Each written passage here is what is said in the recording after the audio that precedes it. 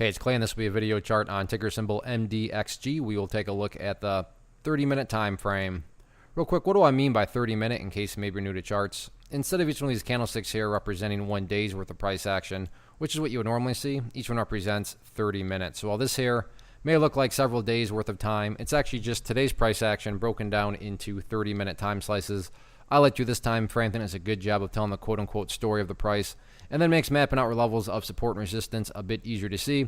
Did this analysis yesterday, so that's where the red lines here are coming from. But after today's price movement, definitely some updates here need to be made. First thing I'm going to do is a little house cleaning and just get rid of that line right there. Sure, that level still pertains, just not relevant right now. And from a presentation standpoint, I don't want to risk causing confusion because there's clutter with lines all over the place. So let's try to keep this as clean as possible. The first update, though, that does need to be made comes about based on a foundational rule in charting which states when levels of resistance are broken and closed above, you want to see them act as support. So for those of you that did watch yesterday's video, talked about right around 450 as that area of resistance, but now that the price is up above it, that would be one of the newest areas of support. And what I would consider an ideal level, meaning if you say, Clay, what would make this chart look the absolute best? Definitely staying above 450, but don't get me wrong, if the price happens to fall below 450, by no means am I saying the entire chart's ruined or anything like that. And the reason for that is, taking a step back and looking at things from more so a big picture point of view.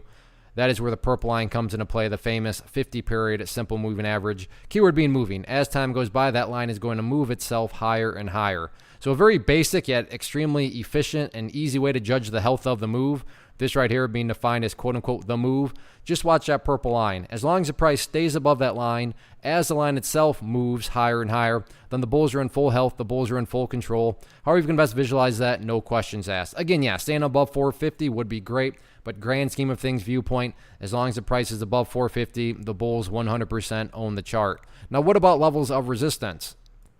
Pretty straightforward right now, although I'm going to call more so the true level of resistance right there at, what is that, the $5 mark. I realize the price did get up above 5, but there just is a little bit more congestion and data points right around that area. So me personally, I'm going to just call the level of resistance actually right there at 5. All in all, though, I mean, the resistance levels really don't matter. Why do I say that? Well, as long as the price continues to do what it's been doing, which is building higher bases, and if you picture these as stair steps, then over time, these stair steps, assuming they continue to be constructed in the upwards direction, aka higher lows, then the resistance levels will fail. I mean, that's just kind of part of the gig. So that's why I say, yeah, resistance levels you can map out, but at the end of the day, just as long as the price is building those higher lows, you can sit back and enjoy the trend.